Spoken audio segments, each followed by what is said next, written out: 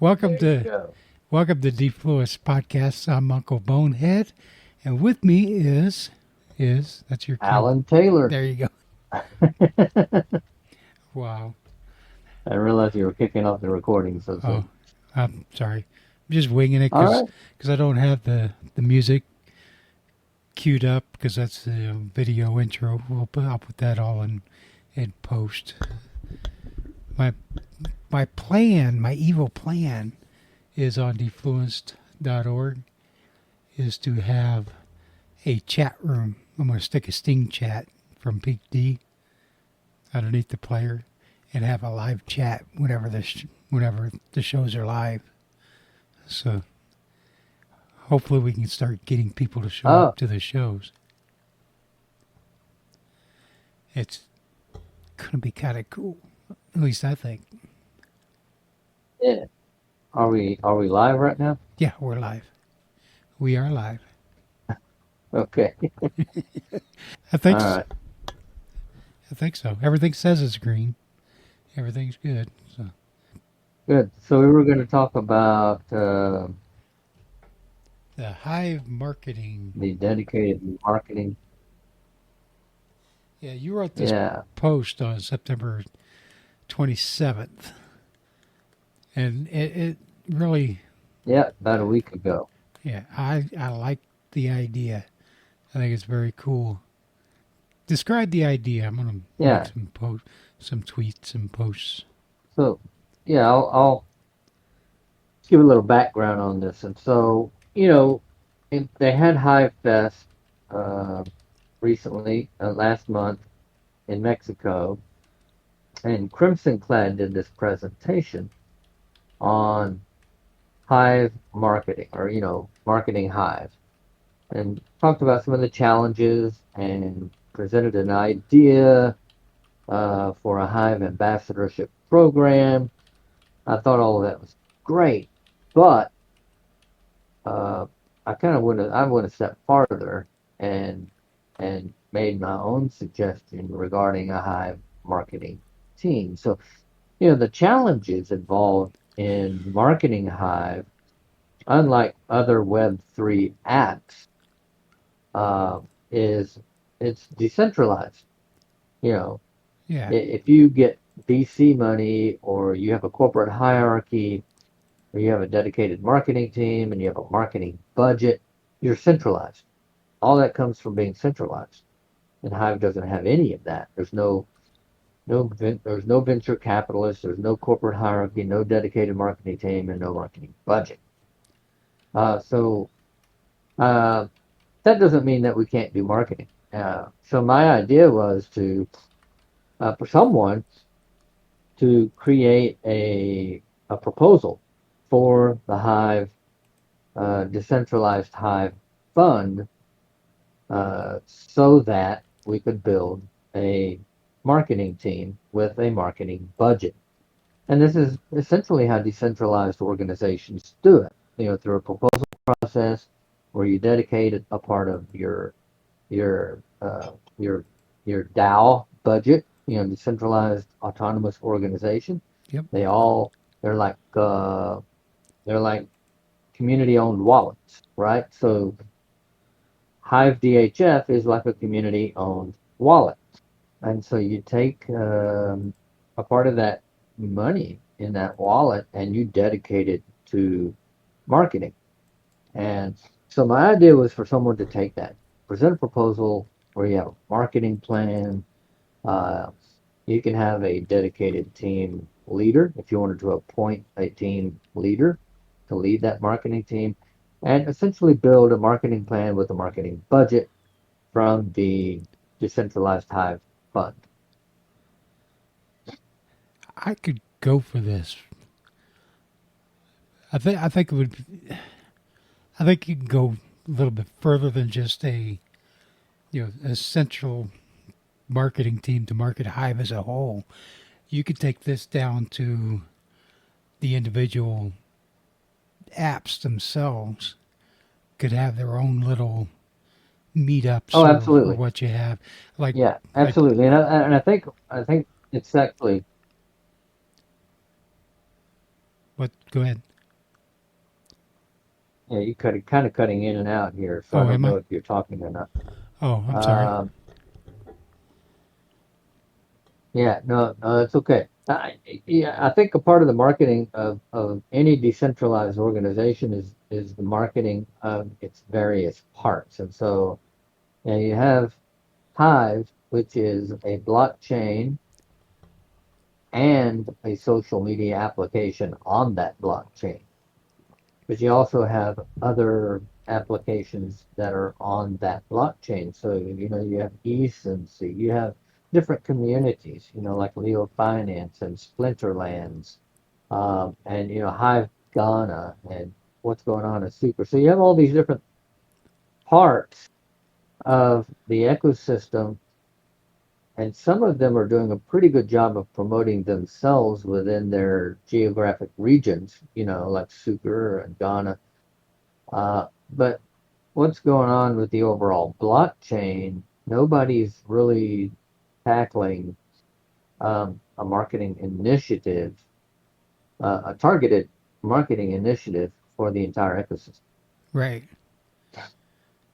There's they've done a lot of trade show tours this year. It seems like, and I get that and I understand that, but you know, there's always a but with me. I know, but I think, Yeah, you're cutting out am big I? time. Wow. I wonder if it's my noise suppression settings. We go turn that off. See, is that any better? Check one, check two, test, test. Yeah, it's a little better. Yeah, I heard every word. Okay, cool. So it just seems like they're going to these trade shows, which is fine. I get that, and I'm all for it. But the people that are there are also doing the same thing we are. They're trying to convince people to go over to them. So it's, I don't know. In my brain, it's saying you're just preaching to the choir, But it's, I don't know. Yeah, It seems like Hive's been around for so long.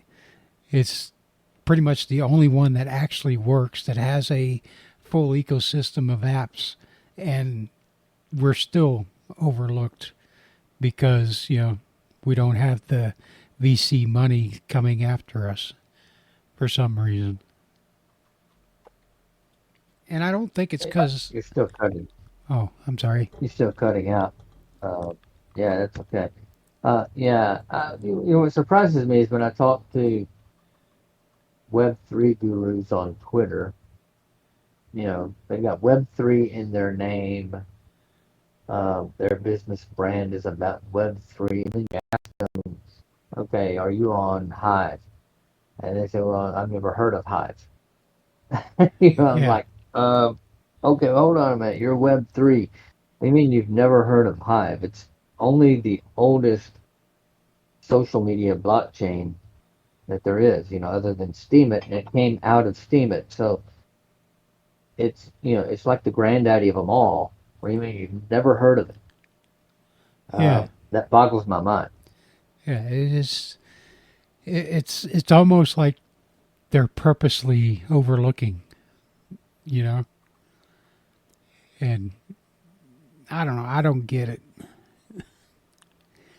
But we do need Yeah, some kind of a marketing team, whether they're considered quote unquote professional or just dedicated to it. We need something. yeah. I don't think that the Web3 audience is necessarily our target market. Um, there is a there's a big prejudice I've found in the Web3 space. Some people are just not into Hive for whatever reason. And if Yeah. you talk about it, they've got a criticism of it. Okay, it's centralized is one that I hear a lot, which I think is a joke because it's the It's most decentralized of all the social dApps that I've seen. Yep. You know, and these people are usually evangelists for some other app that is centralized. Yep. And so you're wondering, okay, where are you coming from? Do you even understand what you're talking about? But decentralized, yeah, nothing is perfectly decentralized. So Hive has, you know, a delegated proof of stake system, consensus mechanism, which is more centralized than a pure uh, uh, POS system. It's more centralized because you have the witnesses and the way that it's set up. But it's still more decentralized than some of these apps that actually have hierarchical organizational structure. Right. Does that make sense? It makes total sense to me. So, it's frustrating to talk to Web3 people Yeah. and they're dismissive of Hive or don't like Hive or have no interest in Hive. Um, a lot of them are into NFTs, and that's fine. Go play with your NFTs. But I think the audience for what Hive has to offer should be people not who are not necessarily crypto fanatics or Web3 advocates. They can just be your average Joe. They're creators and they want to find a place where they can create freely in a censorship resistant atmosphere and where they can monetize their creation Right. and have more control over their identities. And that's, Hive offers all that. I just don't understand why we get passed over. But that's neither here nor there. I just, like says the cold beetroot soup community had a get together meetup over in Netherlands on Saturday, and Which Bambuka community? cold beetroot soup. It's a fair, Babuka. yeah, yeah. Bambuka was in there. Okay. Did a he did a presentation on Super Hive and Hive Live. Dude, it was awesome. I watched it on Twitch, and it was looked like it was a lot of fun. And I wish there was something like that around here. But I know of literally 3 other people in the entire state of Michigan, besides me, that use Hive. It's like everybody's down south or in another country. Yeah. Yeah. Well, the U.S. is such a huge country that, if you do have the same number of people on Hive in the U.S. as you have in a place like Ghana or Super, Venezuela, yeah, it's going to be harder to find them. They're spread out more. Absolutely. And it's harder to make meetups. It is. It is. And that's just the nature of the beast. Um, uh, until we can get a real movement going in the U.S. to get people onboarded and excited about this opportunity, I'm afraid that's the way it's going to be.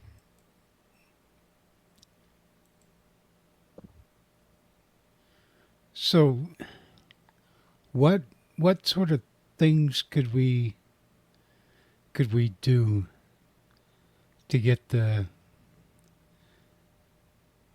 like a marketing department?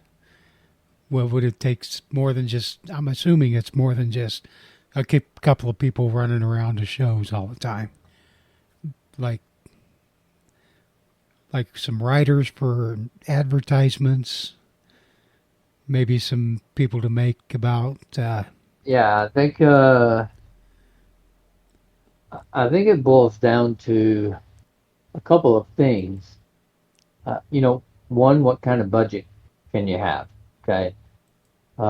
Can you have, uh, you know, we have this one proposal in the DHF that dedicates how many thousands to keeping HBD stabilized. Oh yeah, that's It's like the the biggest largest thing. proposal, Yeah, right? Uh, it's like $24,000 or something, right? you're right. And I'd have to go back and find it again. But anyways, we had uh, this one proposal. So anyways, uh, what do you need for a marketing budget? How much? Somebody's got to figure out what you need, and to do that, you got to put together a plan uh, that's going to include a real marketing, some sort of marketing program that is testable and provable. So it needs to be someone who's got some kind of experience in that. Uh, so, there are all sorts of ways you can do this. So, we've got funding for people who are building dApps on the blockchain. That's all great and good. Maybe those are great initiatives. But what if you had a marketing budget for, say, supporting someone who had a Hive dedicated YouTube channel? Yeah, It might not necessarily be a huge YouTube channel, but this could come out of the marketing budget. And so maybe Hive sponsors that YouTube channel to something to the tune of $100 a month. It's not huge, but to an upstart creator, that could be real encouraging. And they're talking about Hive, right? So right. in every video, they're talking about Hive and different aspects of Hive and the benefits and talking about the benefits. Then you can support someone else on another popular platform. Maybe, say on Twitter, you have a, a dedicated team of Twitterers. You have a dedicated person uh, on some other social media platform, or maybe a blogger that has a blog and they blog about Web3 apps, and so maybe we sponsor them, and that way your name is getting out. So you need someone who can go out and do the research, identify people who are doing great things in the Web3 space, and say, yeah, we'd like to sponsor you. Creating sponsored YouTube channels, sponsored Twitter streams, just getting creative with a content marketing plan, and maybe paying creators to discuss Hive in various contexts wherever they're hanging out. If they're hanging out on Tumblr or on TikTok or on Pinterest or wherever, you just give them some incentive for talking about Hive. And it's just another variation of influencer marketing.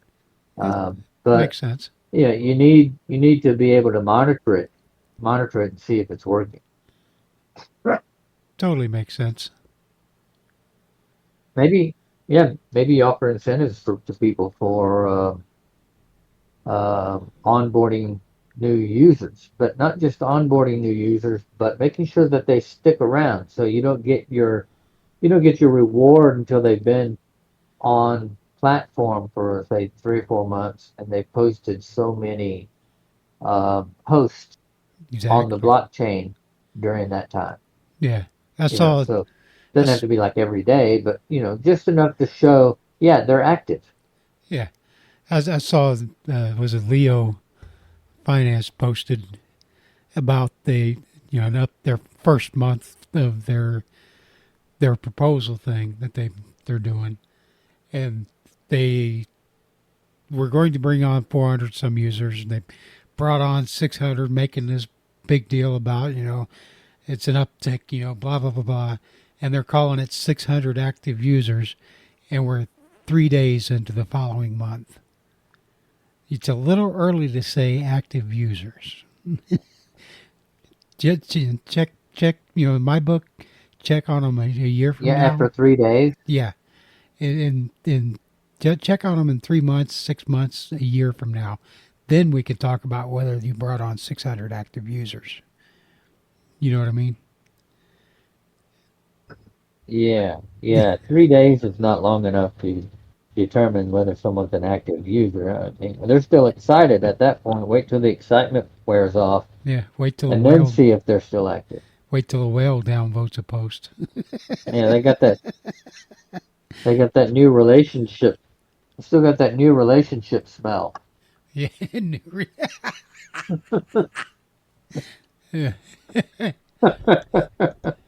Oh, I just sent you the wrong link. I meant to send you the link to that Leo post. There it is. Ah, got it. Clicked it. Let's see what we got That to was say this. here. That was Dutch this. Hive meetup Zealand. There. That's the one. Over target. Yeah. Oh, this is cool. Yeah. See, The other. I thought that was Zen. That's not him. Cool. Hey, this looks neat. Yep. But the one I just sent you, that's the Leo post. Bragging about 600. Looks like they had a party.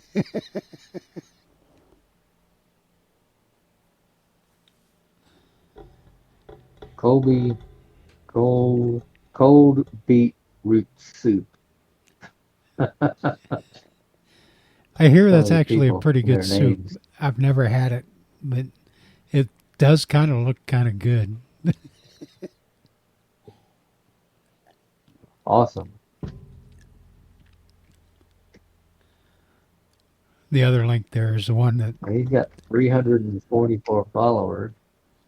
I think you have 345.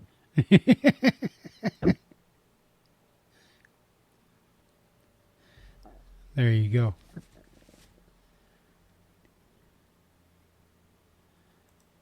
Yeah, send a little love. Yeah, Leo's saying their goal was 430 new active users, and they got 603 new active users for the month of September. And they're calling them active, and it's only 3 days into the following month. So we'll see how active they are next month. Yeah, yeah. That's too soon. That's too soon to call them active users. You got to give them some time, to cool down and then see if they're still active. Yep. So, anyways. That was my idea. Just following up on Crimson Clad's presentation. And there's some downsides to having a dedicated marketing team. I think it'd be more effective. You can have a team leader. I know we're decentralized, but you can have an appointed team leader to lead the charge. That way, because let's face it, decentralization is inherently inefficient. That doesn't mean it can't be effective, but it is more inefficient than Absolutely. centralization. If you have all these things, a hierarchy and a CEO and a CMO, you have somebody who spearheads your things, whatever you've got going on. Centralization isn't necessarily more efficient because you can have a bad leadership team, or you can be disorganized, Absolutely. and all of those things. The But the potential to be more efficient is inherently built into the system. right. So you got to figure out a way with a decentralized DApp or decentralized system how you can channel efficiency. And I think a good way to do that is with teams. Um, and with the DHF, if something isn't going the way you want it to, the community can just cut off the funding. Just remove your vote, and Yep. then they quit funding it. And then you can come back with another proposal, another team leader, and you know reduce it. Yeah. Why can't they do something like where you only get part of the money up front, and then you get the rest of the money, you know, when you deliver results. I mean, that way they've got the money to get Yeah, started. well, that's a creative solution too. Yeah, Uh, there's that, and there's open source absolutely. projects all over, all over. There's all kinds of open source projects. They've still got a project lead. Whether there's 3 people on a team, or whether there's like PeerTube has got 400 or 500 people working on it. There's still one project lead that they're not controlling everything. They're just directing. You know. Right. And you don't need a huge team for marketing. That's the thing. You got billion-dollar companies that are operating off of 2 to 5 people in their marketing department. So you just got to have it. You got to have an efficient way, an effective way to um, to get the content rolling and to monitor results and to see just to make sure that the gears are grinding. And Right. it takes time. It doesn't happen overnight. Content marketing takes time to build up. But you can have someone who knows, has done it before. They know what they're doing. They can put together a plan. They can go out and recruit people to help, and just run it like a normal organization without the centralized hierarchy. And you run it as a team. Like under the team ethos. Right. I think we've just about beat this subject to death for what we know. Yeah, I mean, there's a lot more we could say about it, but it's just kind of scratching the surface. Uh, Hopefully, somebody who wants to take that on listens or reads the post and says, "Yeah, I think I can do something with that." Absolutely. So you can visit us at deepfluence.org. I'll get another subdomain set up to just go Uh, to the podcast. Uh, right now, it's still the contact is Uncle Bonehead at Murina.io. You can find Alan at Alan. well, What is it? AuthorAlanTaylor.com. There we go. this site can't be reached. You got what? AuthorAllenTaylor.com. Yet. Yep. And I went to defluence.org and says the site can't be reached. DNS can't be found. defluence.org. There's no D on the end. Defluence.org. Yeah. No D on the end. Defluence. Yeah. No D. Yeah. Gotcha. There's also My bad. There there's it is. there's another one called defluenceradio.com. Goes to the same one, or .org. Sorry. Defluenced Radio. I want to Cool. eventually Hey, go this to is that great. one. Trying to keep it simple. Yeah. Well, that's you did that, and it looks good.